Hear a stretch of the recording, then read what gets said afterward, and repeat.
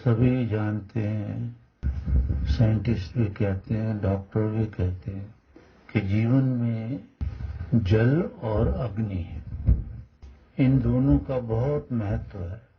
इनके बिना वैसे जीवन ही नहीं है ना। तो इसका ठीक ठीक उपयोग किया जाए, बीमारियों का भी बृहत्तम नष्ट करें हम ठीक पानी पी करके, अग्नि का ठीक इस्तेमाल भोजन आदि में करके। और कई जगह अग्नि हवाई जहाज चला रही है, कारें चला रही है, बसें चला रही है, रेलगाड़ियां चला रही है, बहुत जगह इस्तेमाल है इसका, बड़े बड़े ऑपरेटर्स बने हुए हैं। तो ज्ञान दिए बिना तो ज्ञान नहीं होता बेटा। इसलिए ये हमें सोचना चाहिए कि भाई जल भी उपयोगी है, अग्नि भी। कहाँ से सीखा?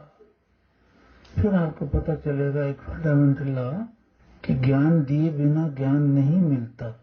जब सृष्टि बनती है सब अज्ञानी होते हैं। तो फिर यही फार्मूला याद रखो जो उपदेश आपको किया गया है कि उस वक्त कोई भी नहीं होता, कोई गुरु नहीं होता ज्ञान देने वाला। तो सबसे पहला ऋषियों का गुरु भगवान है, जिसके अंदर से वेद निकलते हैं और 4 ऋषियों के अंदर समा जाते हैं। फिर ऋषियों से ब्रह्मा सेवा करके उनकी ले लेता है चारों वेदों को ज्ञान। फिर वो गुरु शिष्य परंपरा चलाता है जो आज तक चली आई है। इसके अलावा क्या ज्ञान है दुनिया में? और कोई ज्ञान नहीं। कहीं किताबों में सत्य भी लिखा होता है, मनुष्य लिखते हैं, पर वो वेदों का ही सत्य है बस। जैसे किसी किताब में लिखा होगा भगवान एक है, पर ये आपको किसने बताया? नहीं, ये अनादिकाल से चला आ रहा है वेदों का ज्ञान, वहां से आया। जब मिला ज्ञान तो लोगों ने भी लिख दिया। ये सीखना पड़ेगा, सीखेंगे कि हर ज्ञान वेदों से उत्पत्ति है। जो अज्ञान है वो मनुष्य की बुद्धि रजोगुण, तमोगुण, सतोगुण से भरी पड़ी है, तो वो ज्ञान फैला देती है। उसी को लोग ज्ञान कहने लगते हैं। ज्ञान तो भगवान है, भगवान से निकला वेद है। अब यहाँ दूसरे मंत्र में एक ज्ञान दिया, जो जल और अग्नि है ना, युवम दोनों एतानी विश्वा भेष जाने वा। ये भेष जानी है मतलब दवाइयां हैं, ये रोगों को नाश करने वाली चीजें हैं, जल और अग्नि। अथर्ववेद में सीधा कहा कि पानी पीते रहो, अपह आप, तो पानी पीते रहो। तो स्वच्छ पानी आजकल ध्यान रखना है, आरओ वगैरह लगा के उसको भी अगर उबाल दे तो और भी अच्छा। आरओ के पानी को ठंडा करें तो ये रोगों का नाश करता है। गंदा पानी रोग बढ़ा देता है, उसमें पानी का कोई दोष नहीं है, कीटाणु कहीं कहीं से आके पानी में आ जाते हैं। तो ये दोनों भेषज बोलते हैं दवाई। अस्मत् तनुषु हमारे शरीरों में ये अग्नि भी है और पानी भी रखो, धत्तम धारण करो।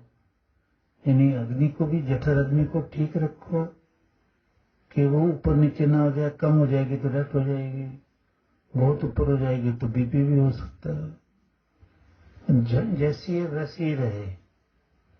इसके लिए खुद ही खाने पीने का ध्यान रखें, शराबे वराबे सिगरेट वगैरह ना पिए। ये अग्नि और पानी दोनों डिस्टर्ब हो जाते हैं, इससे फिर कैंसर तक हो जाता है और रोग बहुत आ जाते हैं। फिर पीने का मतलब ये है कि भाई पाप भी हो गया, क्योंकि ईश्वर कह रहा है वर्जित। हाँ, मधुमासाम के ये वर्जित है। शराब ये मत लो, मांस मत लो, ये वर्जित है। मान लिया हवन हो रहा है, वहां कोई मांस डाल दे वो तो विघ्न हो गया।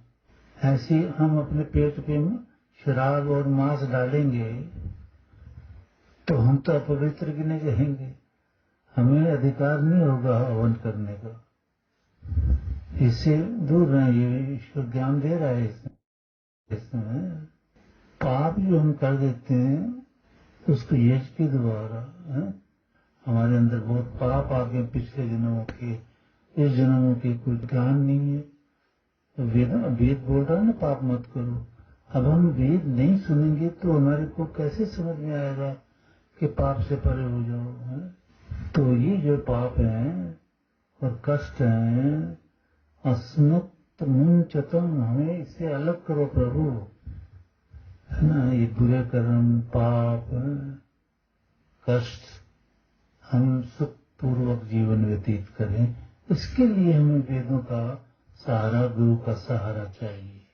इतना इन्हें ज्ञान है कि पानी और अग्नि, इसका ध्यान रखो।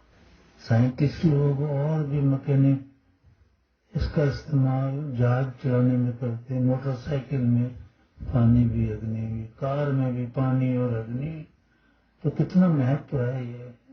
बोल सच्चिदानंद।